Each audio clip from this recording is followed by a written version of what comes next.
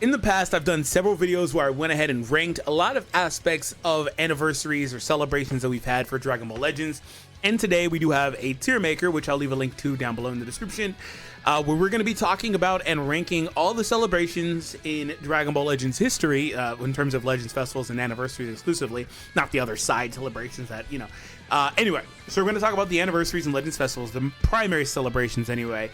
And we're going to talk about the pros, the cons, the way the game has changed throughout some of these different things that were introduced during some of these that may have been good, may have been bad, and stuff like that. Post down below your ranking for anniversaries and Legends festivals. What do you think is the best out of all these? What do you think was the worst celebration? Also, let me know in the comments, how long have you been playing? Because last time I did one of these, I think was for the 4th anniversary or so. Because the 4th anniversary, oh boy, we'll talk about it when we get there. And people were saying, yeah, I had only experienced the 3rd anniversary, so the 4th was amazing, this and that. So, you know, let me know how long you guys have been playing down below in the comments. I've personally been playing since the game released, and we're going to start off with the 1st anniversary. And, you know, the 1st anniversary is kind of funny because there is no, like, precedent to it. Like, here's the deal. In retrospect, given the content we have now, the way the game has changed, you can make an argument for it to be very low on the list. I'm going to give it a pass. It's going to be the only celebration on this entire list that I give a pass to because, again, it was the very first. And typically when it comes to first, unless the game devs just absolutely botch it, I'm thinking like Dokkan Global 1st anniversary. Oh my god, if you were around for that, good lord. Anyway, unless they just completely botch it, the 1st anniversary is always going to be held in high regard for most people. And just in general, just on games, right? So that being said, the 1st anniversary was so funny because we didn't even have a dedicated day. Like, we have that now, but I remember the first, like, reveals or video and stuff, whatever it was called at the time, they said, hey, they had to kind of just pick a date because the game was launched at different points throughout the world. So it was just really, really funny. Also, the 1st anniversary was kind of interesting because it was preceded by, that's when it means, you know, it came after, right? It was something was before. Anyway, there was the Vegas Showdown, right, that they had, where they had that huge thing, and it was a cool event also because, again, that was the first time they did that. I think they've only done it one other time since then, right, like last year. And so, yeah, the 1st anniversary was just huge, huge, huge. I remember that was when I first started doing, like, prediction videos, and I said, hey, I'll never forget, I was like, yeah, they're doing this, they're doing that. So it looks like, to me, if we follow the breadcrumbs of, like, recent releases, we're probably going to get, like, Super Vegito, and also it looks like we may be getting the Super Saiyan Blues and stuff, and Golden Frieza. And sure enough, that was exactly what we got, which was pretty cool for me. Now, in hindsight, most of the time that we follow the breadcrumbs, after, you know, your boy paved the way, but anyway, we can figure it out. So pretty much all these celebrations, we've known everything coming out for the most part, except for this year. So anyway, let's talk about some of the other stuff, but like, in terms of content, we did have some of those stages that we don't have anymore. You know how they used to do, like, they did the Red Vegito release. We didn't really have those, like, 50 stage events or whatever the case is. By the way, this is there's not gonna be much going on the screen, so perfect video for like a podcast, you're working out, you're driving, whatever the case is.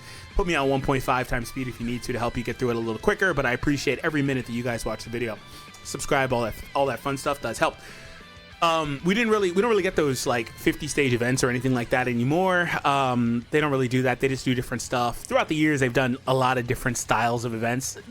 They're like different renditions of similar events though, so it doesn't really change all that much. But we had that. I think we got Fury Broly, Red Vegito, and that was kind of like our primary form of content back then. There were some other like side stages that they used to do, like challenge events and stuff like that they used to do for a few years. Don't really do as much anymore. And then obviously other than that, it was mainly PvP. But the main thing that was kind of going on was the hype level. I want to also mention that when it comes to the 1st anniversary, like, again, they didn't have raids, they didn't have a lot of stuff, to where that's why I said, like, in hindsight, given the content we have now, whether you like it or not, you could say the 1st anniversary wasn't great, right? And also, I remember the last time I did a video talking about the anniversaries and I ranked them. That might have been 5th anniversary or 4th anniversary, I'm not sure. But one thing I like to do is I like to show people how much more generous, contrary to popular belief anyway, that the game actually has become. Now, there is a bit of a caveat to that, because if I look at the chart, I don't have it here. If I recall correctly, the 1st anniversary gave like something like 16,000 Chrono Crystals throughout the celebration, which was, again, it wasn't like the 1st anniversary also wasn't this thing where it was like multi-LFs, they didn't have Ultra like that, but we still don't get multi-Ultra, but we didn't get LF, Ultra, like we didn't get like what we got now, right? And that's also something I'm going to talk about in a minute. Also, it wasn't drawn out. Like, after this anniversary, all the other celebrations, I believe, starting with the second and Legends Festival, especially 2020, they start just being drawn out to like 2 parts, kinda. They don't really have 3 parts. They just say, they said, what did they say in the anniversary? The third part of the second anniversary, they said something weird. They didn't say part 3, but we call it part 3 because that's how most people remember it. But anyway, we just have really long celebrations now that span like a month and a half. So, or a month and a half. We didn't really have that. That was like a 2-week thing maybe. So there's that too. So there's like caveats to like saying, oh, they only gave us so much resources. And also, you know, you can make an argument that the game was just better off back then because they didn't have as many banners. So they didn't have to give you as many Chrono Crystals, because now the numbers have basically doubled. If you complete everything available to you, you're probably getting close to 25-ish Chrono Crystals. I haven't looked at one of those charts in a while, but somewhere in that range, right? So, you know, it's pretty crazy. But the first anniversary will always be held in high regard, I think. But again, I did want to throw a little bit of bone that it's different. It's the first of its kind. It's something that's totally different. So I will throw a similar bone to Legends Festival 2020, by the way. We'll get there. Apparently, it's the last one on our list. So we'll talk about the 4th anniversary next because it's the next one here. No, I should go in order. I'll go in order because it just would get a little confusing. 2nd anniversary. The 2nd anniversary I'm going to put in B rank. I reserve the right to change these when we get to the end. The 2nd anniversary was, I don't know if they really had one of these for the first one. Maybe they did, but it's very memorable to me that the 2nd anniversary had those, like, you know, when you first log in, you see like the little side story of like Vegito popping up and he's helping your character and this and that. I don't remember one of those for the 1st anniversary. In fact, I don't really remember one of those for the 5th anniversary. But I do remember the 3rd year one, which was pretty cool with Fusion, Zamasu, and Gogeta, because they shouldn't interact at any point, somehow, in any way, right? It's pretty cool stuff. So anyway, this, I remember the 2nd anniversary was pretty cool. I haven't really touched on metas much. I probably will throughout the duration of this video talk about the characters and metas. I also want to acknowledge that when it comes to some of these rankings, some people are going to have funny rankings because it's like, did they release a character that you even wanted? Like maybe you're a huge Vegito Blue fan, and you didn't get him for the 1st anniversary or 3rd anniversary, so you didn't like those anniversaries, right? When we talk about some of the other ones. Well, technically you do get Vegito. You get my point for the 3rd anniversary. You get my point. And also, some people are going to be like, oh, I hate this anniversary because I didn't get the character I wanted, so I didn't use them, right? You know how a lot of times in gacha games, if you don't get the new character, you might as well not even bother playing, right? So there is like a whole bunch of avenues. And let me know if any of those are you, by the way. So anyway, the 2nd anniversary was like crazy meta too. I just want to say, on the topic of the 1st anniversary, it feels like most people don't remember how dominant Super Vegito was. Super Vegito was crazy for the 1st anniversary. Like, prior to that, for the Vegas event, we had that Sun Family team, which was like the Broly movie trio, and then LF Super Saiyan 2 Gohan, and that was pretty much it. And they were so good, so dominant, right? You would just use a combination of those 4 characters, and Sun Family was super strong. If you go back and watch the footage from the Vegas event, all the people that got far into the event was basically just using those 4 characters. And then Super Vegito pops up, and he absolutely shreds Gohan, because all of a sudden, he introduces a mechanic where like Gohan can get his buffs chopped off on command by using the main ability. All you have to do is click one button, take Gohan's buffs off. So the meta was, if you were versus Gohan, you would just wait till he's last man, where he would try to go crazy and goes freaking insane and win the game, because he would back then. The game was so different, everything was different in terms of literal gameplay. The mechanics of the game were very different, and Gohan could really just flex on you back then. But Super Vegito chopped that off, and he was fine. He was the best character in the game by a wide margin after that. And I think Super Vegito gets a little bit of a pass, because when we talk about Vegito Blue, most people remember, they have PTSD if they were playing back then, how Vegito Blue absolutely ran the meta. You know, the funny thing is, it's not just these 2 Vegitos. There have been a lot of characters throughout the lifespan of this game that have just run the game like crazy. Like, going all the way back, we had characters on launch that were crazy like that for different reasons, you know? And we didn't have full cohesive teams because we didn't have enough characters to run some of those teams. Z abilities were way different than they are today. Like, there's so much difference now. But characters like Green Bardock, Instant Transmission Goku, speaking of Goku, Super Saiyan 1 Goku, who pops up in this time frame, I think just prior to the 2nd anniversary, right? That LF Namek Goku, hey, with his counter insane, Purple Broly just dominating the game. Vegito, prior to Vegito, Kefla, oh my god, Kefla gets the biggest pass. She was on that team with Vegito, and it was insane. The 2nd anniversary, back then, you also could only switch once in the combo. You know how if I were to log into Legends right now, if they're getting me, they're beating me up. One of my favorite things to do in my videos, I bring it up all the time, is to disperse the damage between multiple characters. So one character doesn't just die. I'd rather have all my characters just lose a bit of HP or maybe half their life than literally losing a character. It's one of the things that makes the new UI Goku so damn oppressive, because you can't do that. He's gonna just basically kill that character. And so back then, if you got stuck, you might as well put your phone down, because Vegito and Kefla were going to combo all day. There was no, like, they didn't even need special cover nullification. That was only on Vegito, his ultimate, because Bojack, another character that ruined the game or ran the game with Gohan as well, the movie setup, you know, he was able to shut those down. He still has one of the best cover changes in the game. So long story short, the meta was insane back here. Vegito was insane, but him on fusions with Kefla was crazy. It was cancer. It was everything. And again, the climate of the game, the way that the game was literally played mechanically, lent its way to them being super duper dominant. So the meta was terrible. It was the epitome of have the new character or don't play, right? We still see this in bursts throughout the game, but hot take. I think right now the meta is in one of its more healthier states. I always see like tweets like, oh, this is the most healthy state the Legends meta has ever been in, and things like that. I won't say something hyperbolic like that, because the game's 5.5 years old. I can't just say that, because there have been pockets.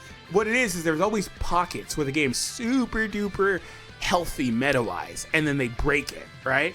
So with Legends Festival right now, when we get to it, they dropped a bunch of top-end characters, so that the game was forced to be diverse right now.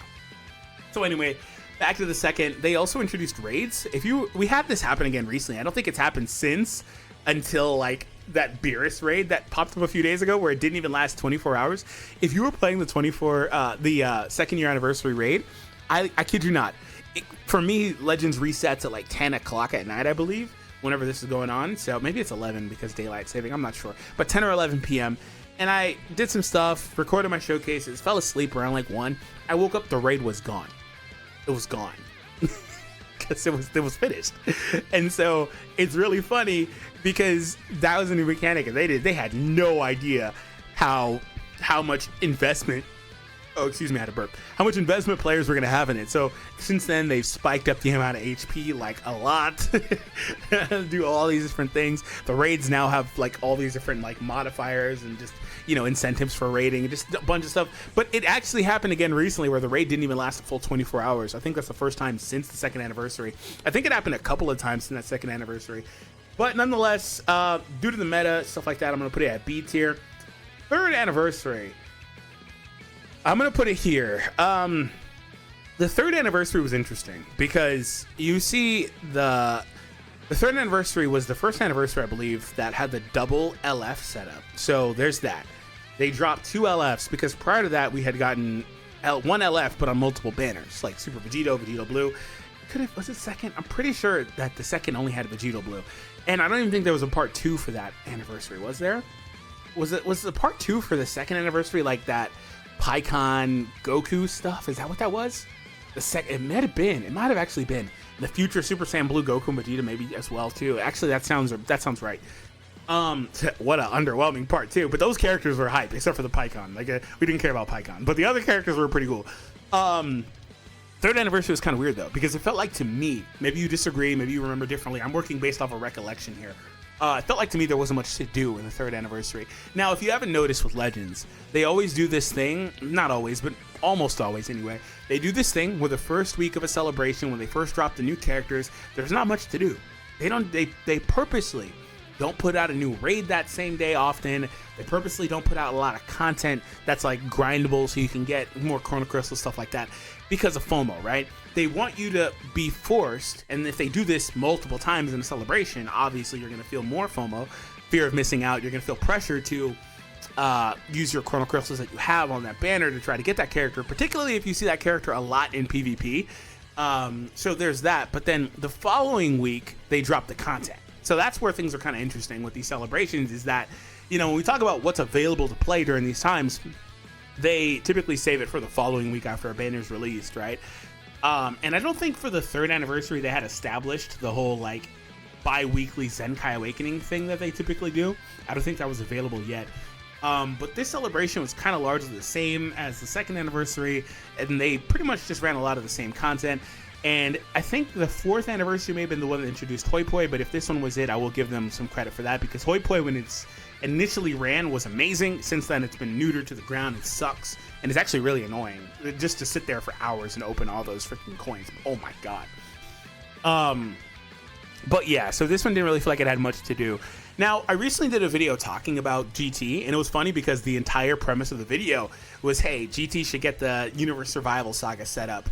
That Universe Survival, Universe Reps just got, where all year long, I kid you not, from January to December, they gave that team characters once every couple of months, and so now you look at that team, it's a freaking powerhouse, particularly because most of the characters they release throughout the year are still good or usable. Like, none of those characters really are power crept. You can use pretty much all of them, right? So the only one that I think that's kind of sketchy off the top of my head as a summonable character is maybe Roshi, and I think you could still use him too. Some of that's just because he's got like, what, 3 other characters ahead of him all of a sudden on the same like color group on the same team. But you can use everybody else. Kiawe, Jiren, you can use Frieza that just came out, you can use the Revival Super Saiyan Blue, you can use 17 obviously, you can use Hit, who was Universe Reps, because I think he's from the Universe 6 tournament. Like, you can use all these characters. So anyway, I did that whole premise about the third anniversary. I was like, yeah, they should get that for GT next year. And one of the things I brought up was that the third anniversary was actually, up to this point, in fact, including the fourth and fifth, by the way, it was the worst selling anniversary that they've had in the game. Now, people misconstrued that or misunderstood my point. Maybe I didn't elaborate enough. I will cop to that. Maybe I didn't explain it well enough. They took that to believe that, like, me saying that was like, oh, GT isn't hype like that. It's not so much that GT isn't hype, because it is hype, especially on other games like Dokkan. Also, I'm pretty sure that when GT popped up the first time, which was, like, it wasn't Legends Festival, but it was like New Year, right? It was New Year, what, 2019 New Year? We didn't have Legends Festival yet, but I'm pretty damn sure that did well for them, right? And in fact, that might have even hit first place too, which Legends doesn't hit first place all too often. They wind up hitting it like every now and again, but they get really, really close, right? And if they do hit first place, it's not always in areas and territories that they like to recognize too much, because maybe they're smaller, I don't know. Anyway, and you know, I said that like that because it's like, nah, it's not that it's not hype. It's just that something in their data is telling them that it doesn't perform the way that they want it to for Legends so far, anyway. And that's funny because that's the case even with Gogeta hitting first place in that anniversary. That's the big boon about that, is that I got met with that comment like, oh, Gogeta hit first place, the 5th anniversary characters didn't even do that. That's all well and dandy, but the overall celebration itself wasn't successful. Now, like I mentioned for the first anniversary, that may or may not be due to a ton of different factors that actually relate to the character released or not. But the point is, every other celebration has been fine and, you know, functioned well. I can't really use that as a knock on Gogeta specifically, but when you see how GT gets treated after the fact that they still hit first place, this and that, you see that something in their metrics is telling them that it's not as successful on this game, but I'm still hopeful that we get a full-on thing. And I wanted to elaborate that because, like I said, it just kind of got misconstrued, primarily by GT fans, and they're like, oh yeah, GT's so hyped still, and this and that.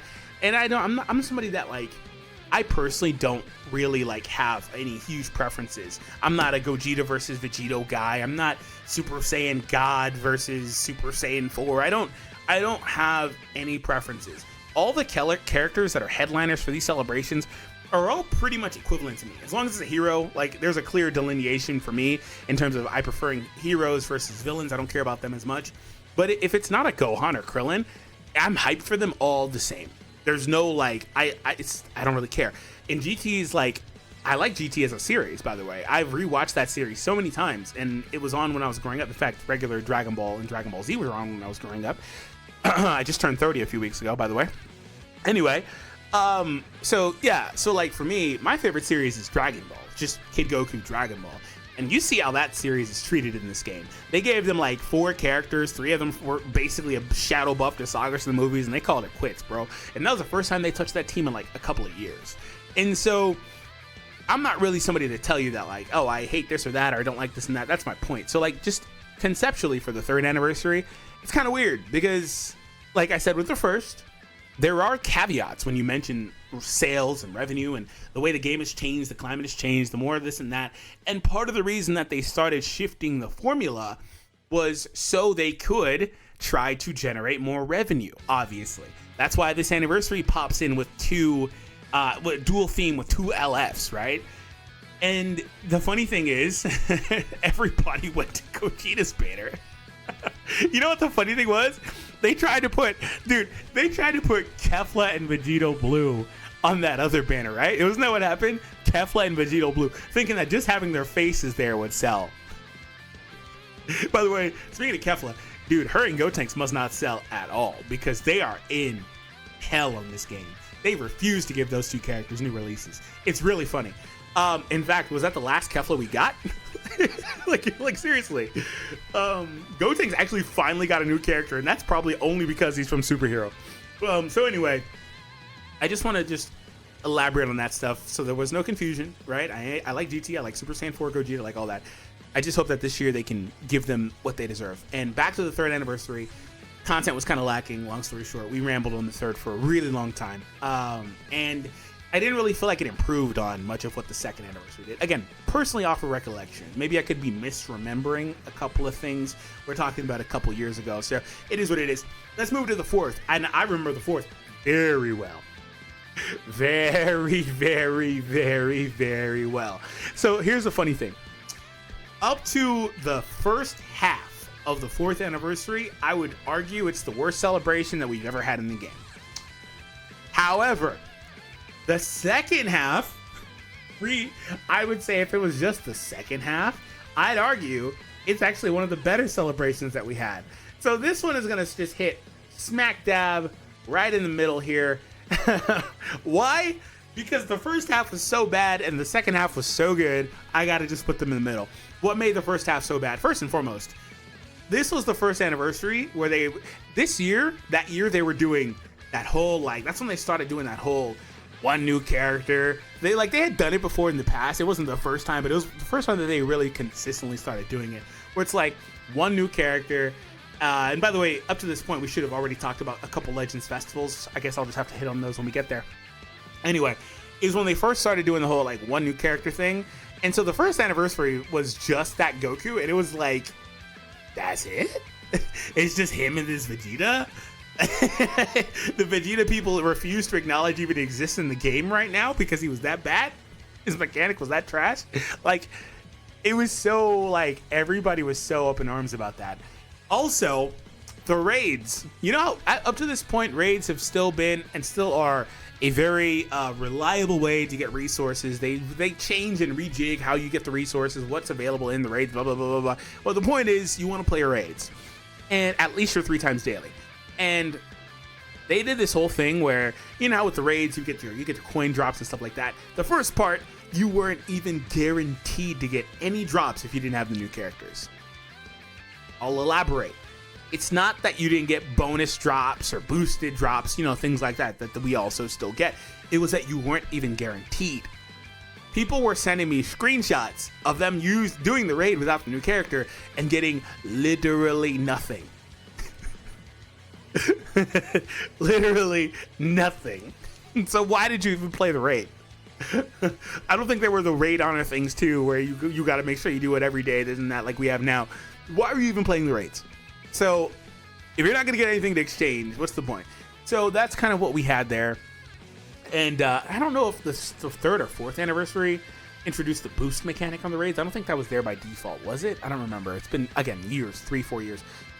2 to 3 years, excuse me, for these different celebrations. But yeah, so that was kind of what happened there. And so when we got further releases, they decided that, oh yeah, let's fix that up. And they actually backtracked on all that and made the raids back normal. Back to normal. But they had a lot more quality of life stuff.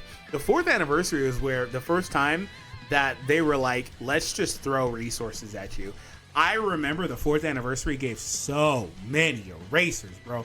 So many erasers and resources were just flung at you. It was really funny. Skip tickets, everything but Chrono Crystals was handed to you like candy.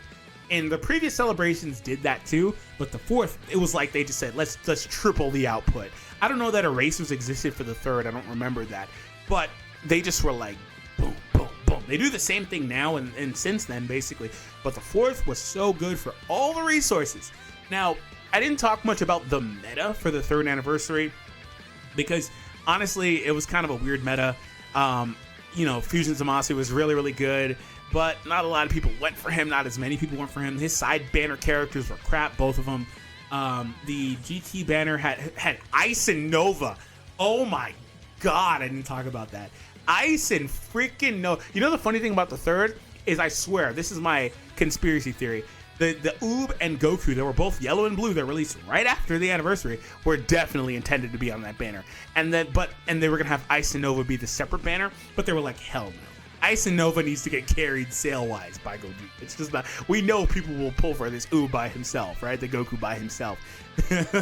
So they stapled a fast switcheroo because there's no way in hell. I never want to, ever since then, and I'll say it again, I never want to hear anybody say anything is not anniversary worthy when we got characters like Ice and Nova for an anniversary.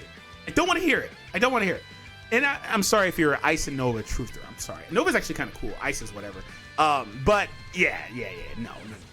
But the meta was kind of whatever. Gogeta was cool, but he also, another reason why that celebration, this is why I said there's so many caveats, right? Another reason why that celebration wasn't all too successful was because Gogeta wasn't meta defining. Like, he was a good character you could plug in, but he also wasn't like phenomenal meta defining character like the previous releases that we've seen since then. So it just was a weird time. Now, the fourth anniversary dropped several hard hitters. That Goku with his auto in and all that stuff. Ooh, boy, that UI Goku was crazy. Also, he's the first ever like mastered. He's just Ultra Instinct. It's our first actual non-Omen net / sign UI Goku in the game. So obviously he was going to do well, right? Like he was going to go amazing. We still don't even have another one yet. They've just been, just flushing out signs. We got 2 signs this year, which is really funny, by the way.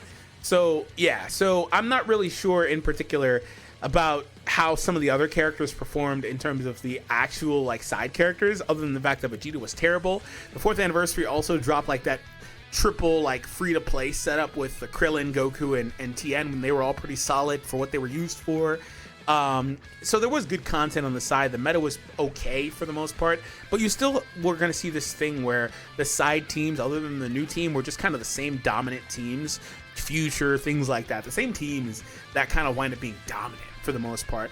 And you don't really, honestly, like, the meta loosens up a bit after that, but you don't really see a ton because, like I said, there are pockets, right? You don't really see a ton of delineation or difference from the metas, right? You see a lot of the same teams dominating. And this is kind of the reason why I was talking about GT for a while, is because, and again, I hope they get this treatment next year, is because that, the fact that they haven't pushed GT as a pivot to just constantly go to, they decided somehow, some way, for some reason, that the teams they would go to are Future or teams like that.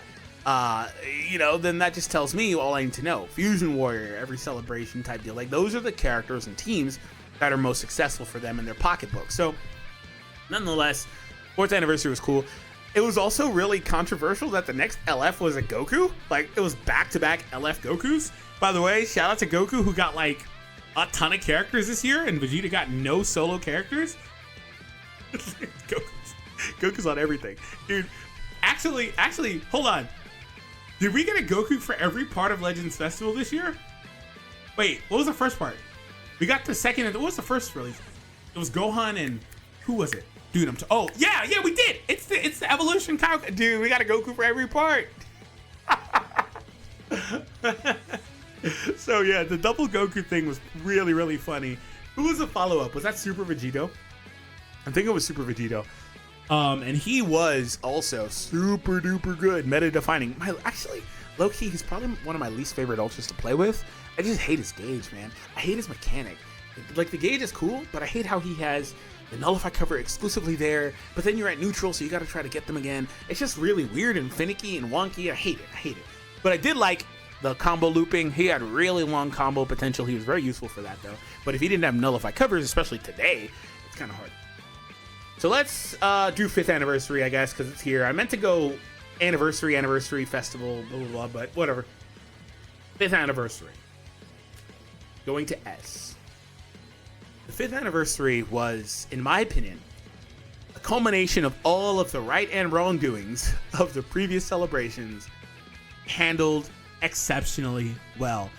There were no issues with the same issues that they had in the past with other celebrations. In fact, they handled all of that great, like I said, but they also didn't really pull back much away from us. I thought that the 5th anniversary was everything we needed a celebration in this game to be. I think the only thing that may have been lacking for some people was the unit selection and the way that the units performed. The only controversy coming out of the 5th anniversary was units. Why? Because Goku and Frieza are characters that got a buff. They did not do buffs for like 3 years outside of a Zenkai. And they gave them several buffs, right? Several buffs, okay? And all throughout the while for all these celebrations, I've talked about how characters introduce new mechanics, stuff like that. I can't think of what Gogeta's was right now. I feel like it might have been Revive Disruption. Oh, speaking of Gogeta, that Gohan Revive popping up. You know the messed up thing about that Gogeta anniversary was Gohan pops in and he's the real headliner for that anniversary. And he's got the purple typing. Gogeta was like a defensive wall. He had defensive neutral, I believe. But Gohan was just so far and away better in that. And it was just unfortunate. He got done dirty. That's why he turns around and gets like a plat like 6 months later or something like that. Oh my god. Which, by the way, wound up being too soon because he could really use it now. In fact, he could use his Zenkai now. Moving on. Yeah, they gave them a buff. They dropped the Gammas, which were cool. A little controversial at the time, though, because they didn't get Reverse Element. I was kind of like, what are they doing here? Why didn't they give, who was it, Gamma 2, Reverse Element? Winds up being a good thing in the future. For the most part, until you hit Gohan's release. So there's that. But Vegito Blue was in that celebration. That's kind of why I was like, they're kind of dead in the water. But they did a great job throughout that year, this year, of releasing other characters that could exist and aged very, very well. Like 17, still trucking along, one of the best characters in the game still. Like I said, released in like January or something, so still trucking along, man. And they did a great job in terms of unit, how good they are. The only one that was kind of sketchy was Piccolo. And some of that's just because he's a Revive. With Revive characters, they seem to like to try to hold back because of the power of the Revive effect itself. Like, that's one thing I kind of would say about Piccolo is people were always critical of him, but I was always like, yeah, but you have to understand, you're also getting the Revive. Like, it's not so much that, like, he kind of sucks, which he does. All of them pretty much suck until they revive. Just like transforming characters, they're pretty whatever until they revive, for the most part. But you're also getting the effect of the Revive. The Revive itself is a game changer because of the way that the opponent has to interact with that. So that's kind of it. But Piccolo was also very controversial, similar to Gogeta. Winds up turning around and getting a plat right before, another celebration about 6 months later, 4, 5, 6 months later. And yeah. But the Gammas were awesome. All the other releases were awesome. I thought that they had some cool stuff with like Magenta. By the way, speaking of the 4th anniversary, that was also the anniversary where I was like, dude, they're just making stuff up. Every new character that came out just did something stupid, like brand new wonky. The Goku with the Dokubaki auto win and stuff like that. The counter that he does now on the dodges, stuff like that. The Gauge, I believe, is what it was on the Super Saiyan 3. Maybe not him so much, but Tapion pops in with a final counter effect. They were just making stuff up. So I like to see that. The 5th anniversary also gave us our second final counter, Magenta. The androids team was really good. This is why I said that the meta was also really kind of diverse here too. You could use androids, you could use movies, you could use universe reps. You could also, slide in some other teams, and that's good enough. If you got, 4 or 5 good teams, that's good enough for me. It's pretty diverse. That's about what we have right now. So, yeah. Let's start off with Legends Festival 2020. Actually, I'm going to put this one fairly high on the list. If I had like a B+, I'd put it there, but I'm going to put it A. Legends Festival 2020 was interesting, and it also, similar to the 1st anniversary, kind of deserves a little bit of a pass because it's the first of its kind. This doesn't take place until the 2nd year of the game, when the game was about 2.5 years old.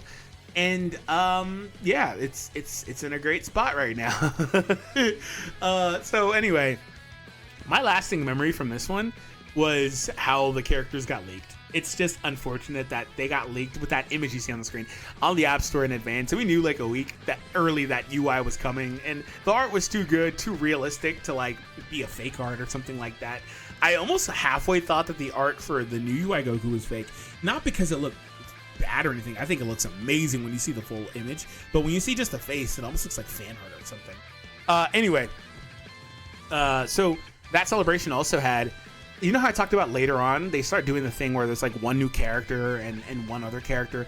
They'll also do the thing where it's like one new LF and an EX. Like, what the hell is the point of summoning on these banners, bro? They had back then, they had, I think, an EX, 3 Sparkings, and an LF on the banners. Like, hello? You know? Hello? They don't do that again until like other Legends festivals, and I think they did that with 5th Anniversary too, right? Where there was like 2 characters, 2 EXs, and an LF, right? They don't do that very often. The 4th Anniversary also was a victim of that. So anyway, the Legends Festival 2020 though had all the content that, like I said, 2nd Anniversary had all the goods and all that stuff. I don't think there was anything really wrong in particular with the Legends Festival there. 2021 festival also really highly rated. So this is where the game starts to shift, where it's like Legends festivals are the best celebrations in the game. You can already see on my chart, because they were giving more resources. It was a better time because it's the Christmas time, the New Year time, and it felt like they put more resources here. Why? Because in Japan, the New Year period, the time period we're in right now, Christmas, December, like, you know what I'm saying, all that stuff. Also, Legends Festival starts around Black Friday. So for us, I don't think Japan celebrates that, but for us, that's also a big deal. Thanksgiving, Black Friday. But yeah, anyway, Legends Festival winds up being where most of their resources are managed, because that's when most people got money. People in Japan love giving money for gifts. Like, I got a few gift cards, but I ain't get no cash. I ain't get no gift card to like the Play Store. So I can buy more Dragon Ball Legends. And also they do that whole like envelope thing, right? Where they're like literally giving you money instead of like a toy or something. So it is what it is. So that's why they target that. But like Legends Festival also pops off too with new releases. We got our first tag characters. I remember the reveal for Goku and Vegeta there. Dude, that was so hype. Dude, that was so incredible. Oh my god, it was so incredible. Also, at the end of Legends Festival 2021, we got the release of our first ever summonable Ultra. Leading into the beginning of 2022, our first ever summonable Ultra, Super Saiyan Gogeta. And that whole celebration was just hype on hype on hype. Everybody was living it up. Everyone was super excited. That celebration was awesome. Legends Fest 2022. I'm going to put it one peg below, but like this is another one that would be in like B+. Why? Because I'm a GT hater, bro. We got GT for this one. Garbage. I don't want it. Just kidding. Okay, whatever. I'll leave it because it's funny. It's funnier if I'm not kidding.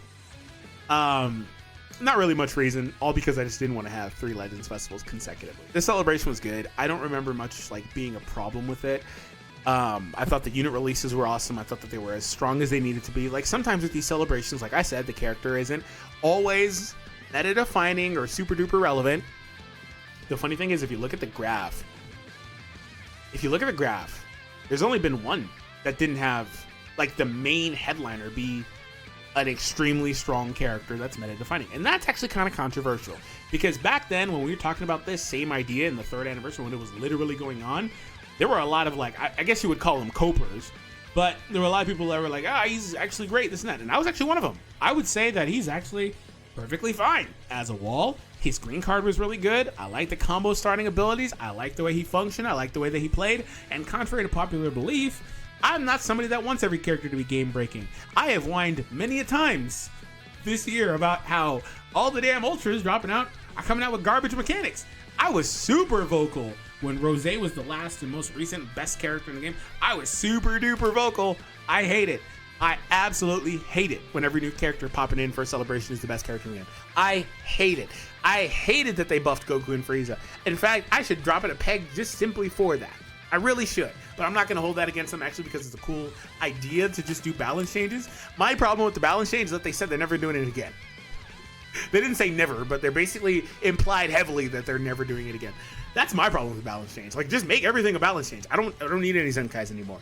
They're not generating any money for you anymore, outside of people that want to do day one showcases like, you know, Garage. I don't even do those anymore, mostly. But that's a drop in the pond for them. Like, just freaking Bring back balance changes. I don't even care. If it means you'll do it consistently, I don't care. You know, the thing about balance changes is that it means you can do it 20 times. You can't re-Zenkai a character 20 times, but you can rebalance change a character 20 times. Before Zenkai what? Zenkai 21 pops in, Zenkai 20, not the character, but the third iteration. Zenkai 14, 21, just keep going, 28, just keep... multiples of 7, just keep going, man, screw it. Just keep going, Zenkai 35, who cares, man? DFree can do math, and before I was wrong. Alright. So, yeah, I don't really have a problem with the second Legends Festival there, our third one at 2022. Our current celebration. This one is obviously going to be the most fresh one on my mind. It's going to the top. I think this celebration is perfect. I genuinely do. I think this celebration is perfect. I love the character releases. Not just as a Gohan fan. I love the character releases. I love the meta that we have, and my god, I love how the Ultra released at the end of the celebration, unlike 2021 and 2022. I didn't even talk about Super Saiyan Blue Gogeta. Barely is falling off right now, by the way. He is the epitome of longevity. And Super Saiyan 1 Gogeta didn't fall off until like Beast came out 10 months later. And UI Goku probably ain't falling off no time soon. But my scary thing with UI Goku is his mechanics, because sometime this year, probably towards the tail end of this year, we're gonna see his mechanics get countered. So I don't. Oh my! Don't want to see. I hate when they introduce new stuff. I just hate it. I hate it. I told you, God, I hate it. That freaking no switch ability thing he does. Like, oh my god, I hate it. I'm just a hater, bro. Because it kills the game balance. I hate it. Oh my god. But to be fair, if I hated it as much as I'm implying, I would knock it a peg down, because that mechanic is garbage. It actually is garbage. And it's not even there. We had several new mechanics, like Indestructible. I hated the release of Indestructible. The reason why is because I can see the future. I can see 2026 Legends, where characters got Indestructible and Endurance and Revival. Oh, god damn it. Like, stop. But I get why they do it, because they have to. Anyway, that's my thought process. Like, every time they introduce something new, it's like, god damn it, this is gonna get exploited. It's gonna get exploited. All the other old mechanics that are new have been exploited. New gauges exploited. Tags exploited. Endurance exploited. Anti-endurance exploited. Revives. Actually, revives haven't been exploited yet. And in fact, there's still only one character that can anti-revive. So there's that. But you just know this year it's gonna get exploited. It's, my god. Blast armor exploited. Everything, every damn thing exploited. Except for the ones that actually really are terrible, like no switch, faint. Don't exploit those. But this celebration has been amazing. Everything's there. The resources, everything. The only thing I would say is, this is from my perspective. I actually, since like the 4th anniversary-ish, maybe like 3rd anniversary, to be honest, maybe Legends Festival 2021, after that, I've been largely free to play. Like, not completely, because I'm still buying some stuff, but I am not dropping anywhere near as much as what I used to. I would drop thousands on this game, like, a month. Seriously. I'm not. Like, they're lucky if they get 100 a month from me. Like, I'm largely free to play. But my point is that I'm saying this from the perspective of somebody that does have the means to spend some money. And so one thing I haven't really talked about, I talked about it briefly in the beginning, but I haven't really talked about what Chrono Crystals were available. Because in order to explain that, I'd have to pull up all the charts, and it's just a little bit outside of the wheelhouse of what I want. But if you're a free player, maybe your opinions are different on all of these celebrations, including the most recent ones. So I want to know what you guys think. Post it down below. Thank you for watching my TED Talk today. Hit the thumbs up, subscribe, click one of the videos on the screen, and I'll see you next time, and thank you so much.